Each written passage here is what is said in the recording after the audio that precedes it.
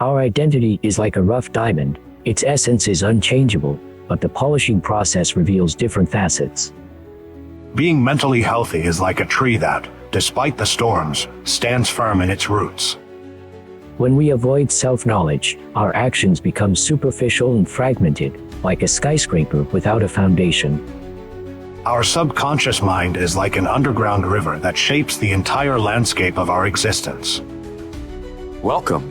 This is Ruby and Oliver, and today I bring you an extraordinary episode of our podcast.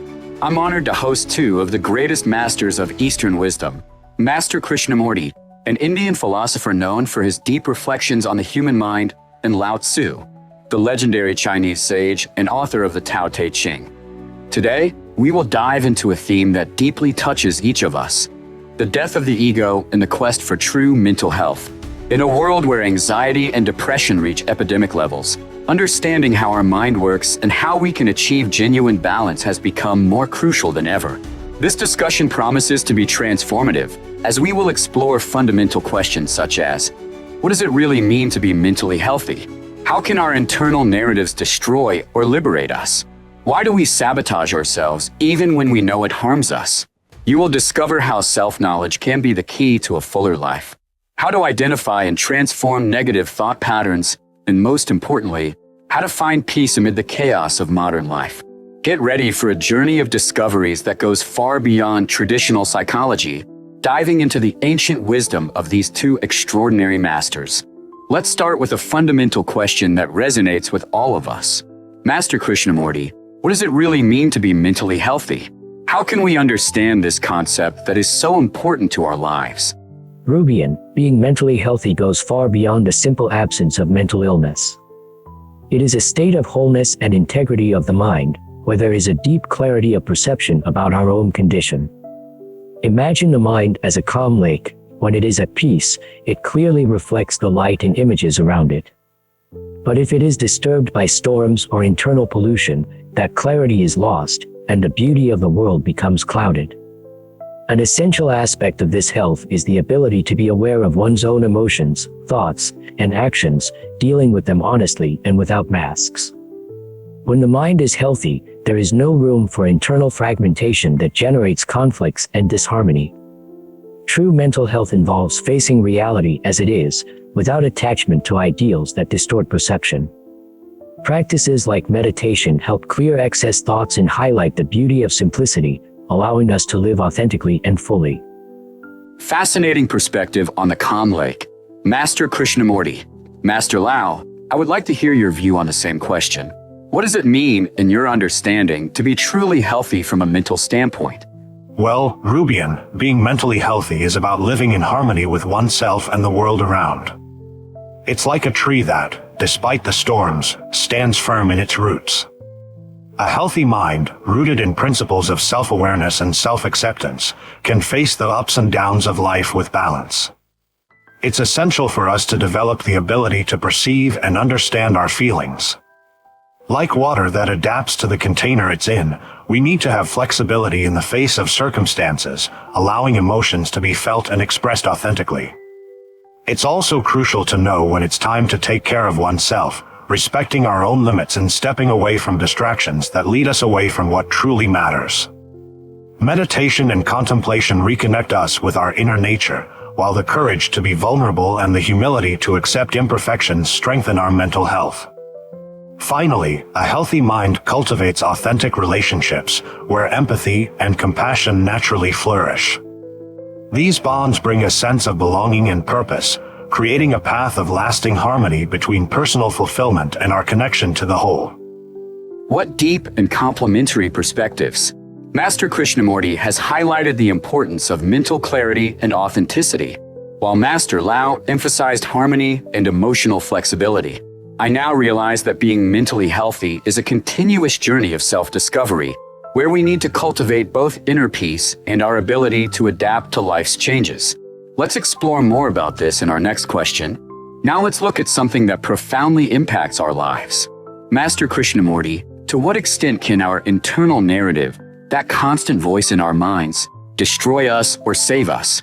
How does this conversation we have with ourselves influence our mental health?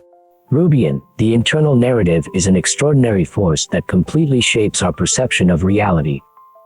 Think of it as a lens through which we see the world. When this lens is clean and well adjusted, we see clearly. When it's distorted, our entire experience transforms. When we cultivate thoughts of self-compassion and acceptance, this narrative becomes our ally, strengthening us in difficult times. But the opposite is also true. When we allow fear, guilt, and comparisons to take over, it's like poisoning our own mind, eroding our self-confidence and ability to love ourselves. Imagine a dammed river. When thoughts don't flow naturally, they start to overflow and cause havoc. For this narrative to work in our favor, we need to take an honest look at our thoughts and beliefs, freeing ourselves from what no longer serves us. The key lies in transformation through meditation and mindfulness, developing awareness of what we truly say to ourselves. Thus, our internal narrative can become a vehicle for growth and authentic freedom. What a powerful analogy about the dammed river, Master Krishnamurti. Master Lao, how do you see this issue of the internal narrative? How can it both elevate us and destroy us? Rubian, our internal narrative is like an autopilot that guides our journey through life. It can lead us to places of harmony and compassion or drag us into unnecessary turbulence. The quality of this narrative defines not only who we are, but also how we navigate the challenges we encounter. When we allow ourselves to be dominated by limiting thoughts and harsh judgments, it's like a warrior getting lost in battles that aren't theirs, wasting energy on unnecessary internal conflicts. This betrayal of our own essence can destroy us, leading us to act against our deepest values. On the other hand, by choosing a narrative of acceptance and self-love, it's like planting and nurturing a tree of integrity within us. This transformation not only strengthens us, but also inspires others to find their own paths of light. Deep down, our internal narrative reflects our alignment with our true nature. When we harmonize with this essence, our words and actions unite to create a life that resonates with who we truly are and contributes to the harmony of the whole.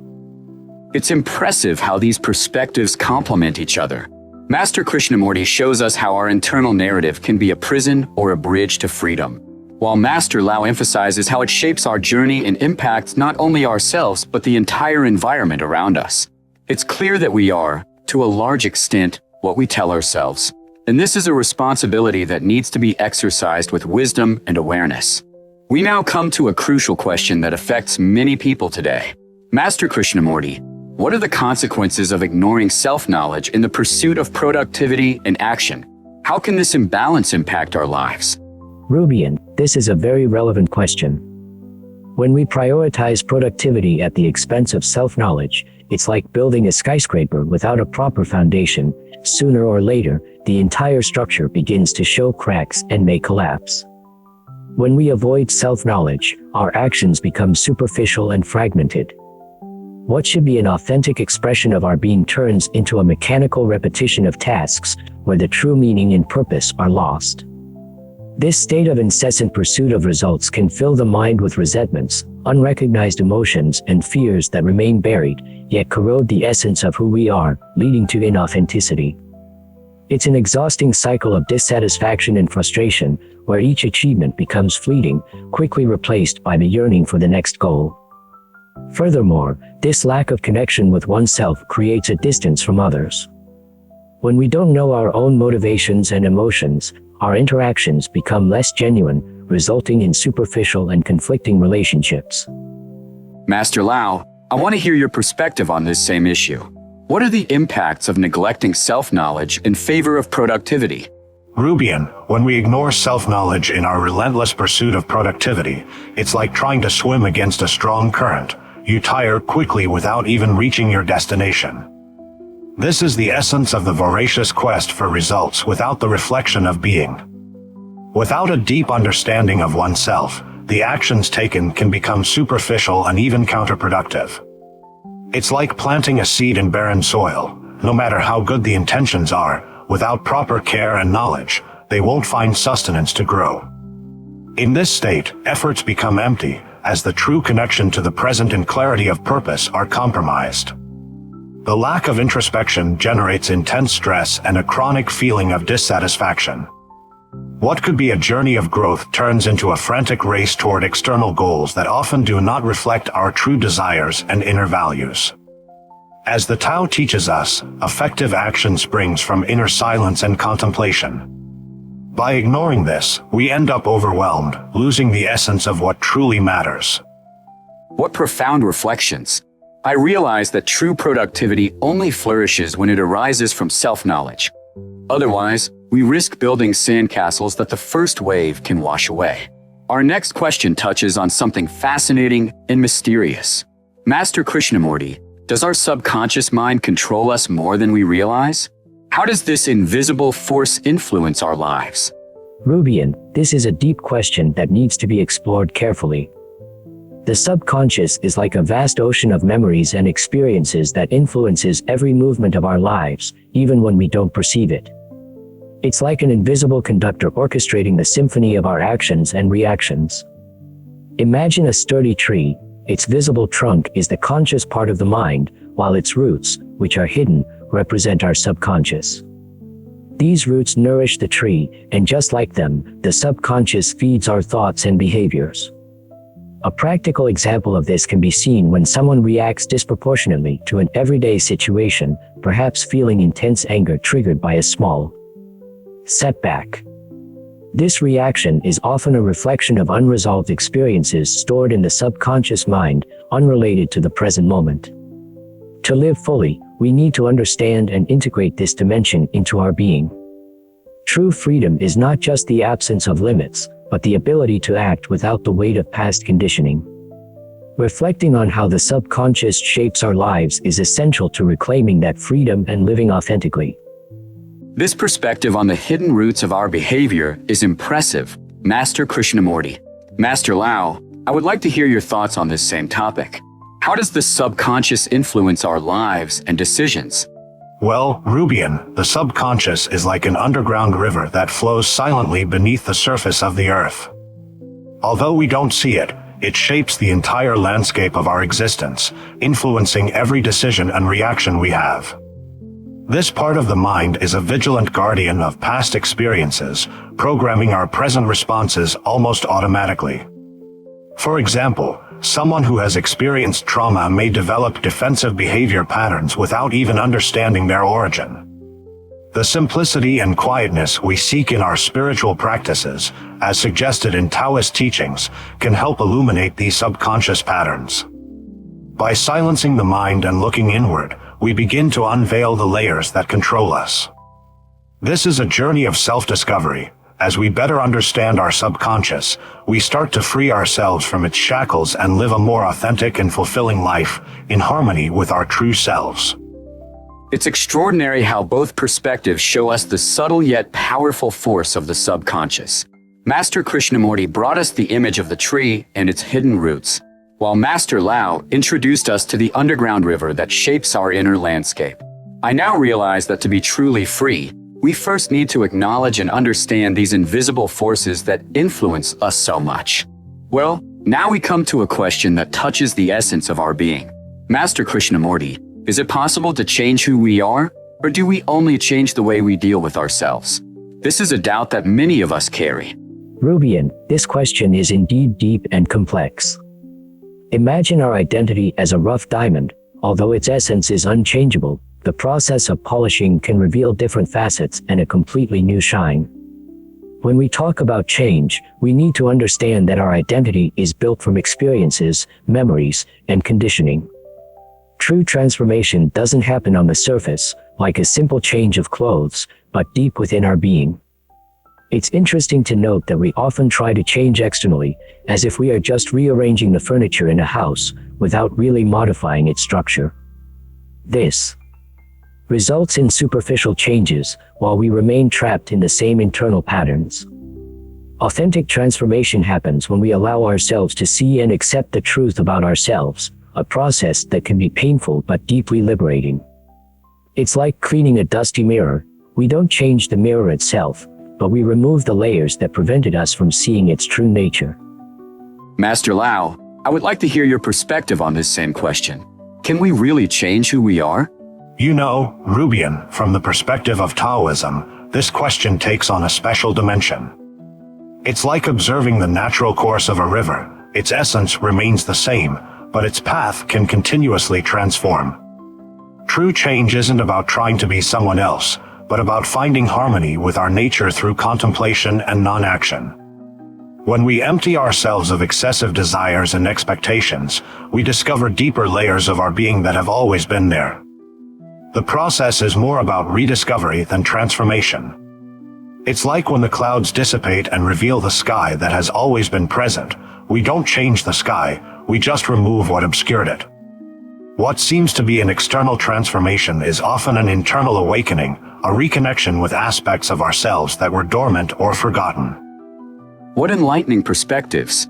While Master Krishnamurti shows us the process of refining our being, Master Lao reminds us that perhaps true change is more about revealing than transforming. I now realize that the question is less about changing who we are and more about discovering and manifesting our true essence. Let's continue exploring these insights. Now another question, Master Krishnamurti. Why do some of us self-sabotage, even knowing that it harms us? What lies behind this intriguing behavior?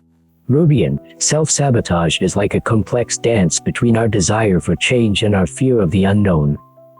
Imagine someone trapped in a dark room. Even knowing that there is light and freedom outside, the fear of taking the first steps out of that familiar zone can be paralyzing.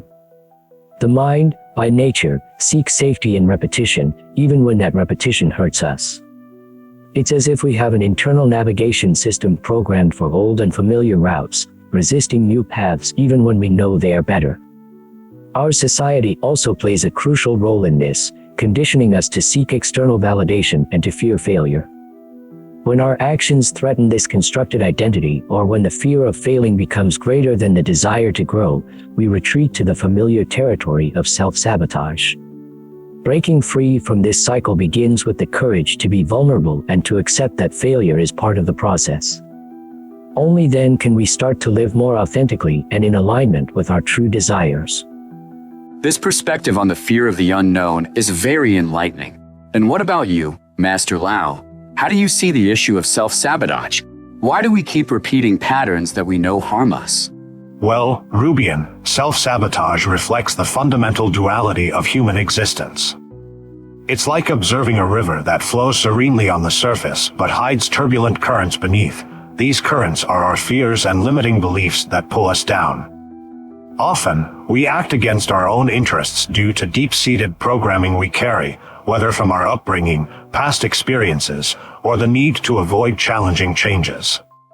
It's like someone who is always seeking approval from others but unconsciously sabotages themselves because, deep down, they don't feel worthy of success.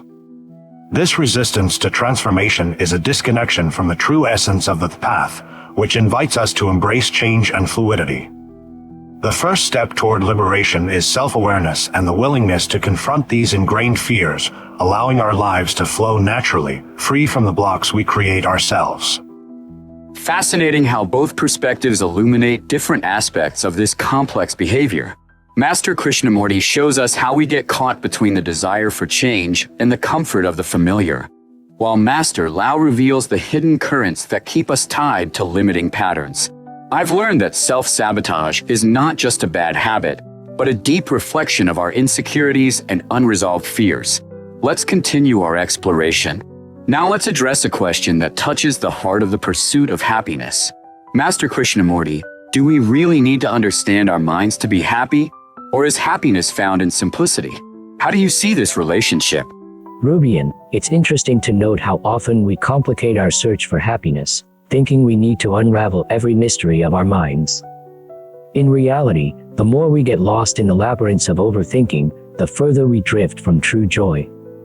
Think of a child playing. They're not analyzing every move or questioning their emotions.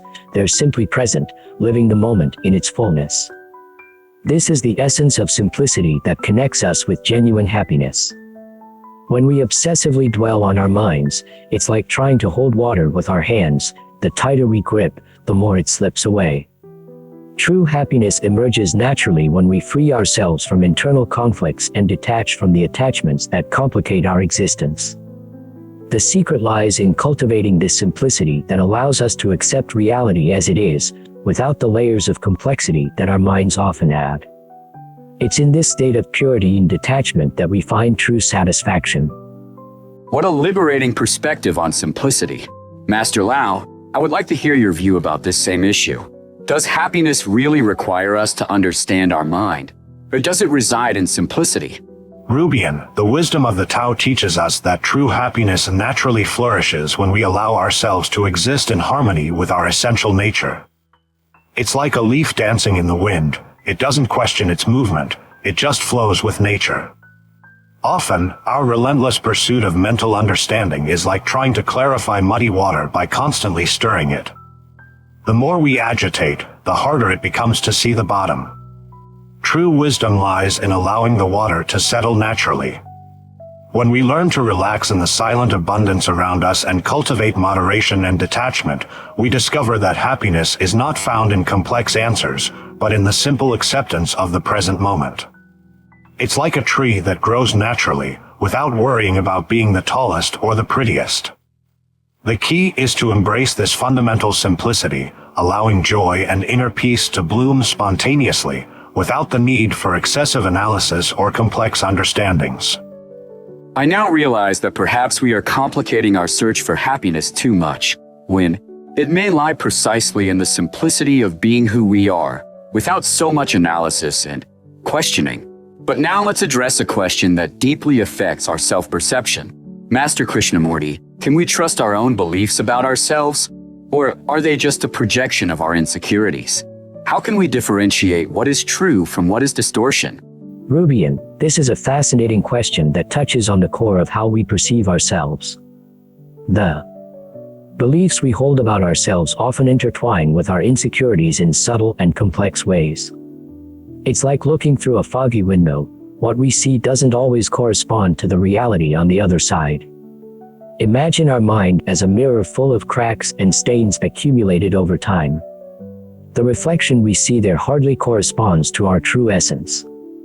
What we need is to develop a radical honesty, a capacity to look at ourselves without the distortions of fear and doubt.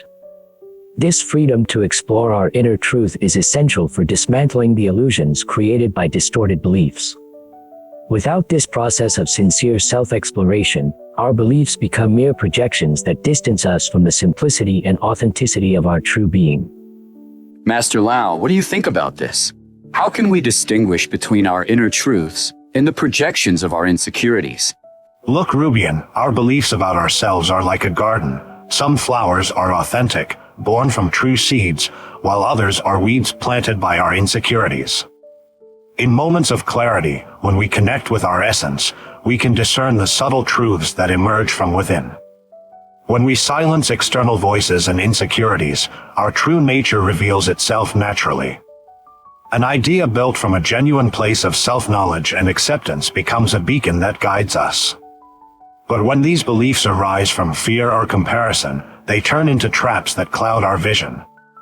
The journey of self-understanding invites us to question and explore, allowing the beliefs that serve us to flourish and those that don't to be gently set aside. Thus, we trust more in who we are as we cultivate the calm needed to see our true nature. What profound perspectives! Master Krishnamurti shows us how our perceptions can be distorted by internal, broken mirrors, while Master Lao presents us with the beautiful metaphor of the garden where we need to distinguish true flowers from weeds. I've learned that trust in our beliefs must be accompanied by an honest and detached gaze, allowing our true essence to reveal itself naturally. But let's keep exploring. A delicate and important question now. Master Krishnamurti, how can we identify when we are truly ready to explore the wounds of the past without worsening our mental state? What signs can we observe in ourselves?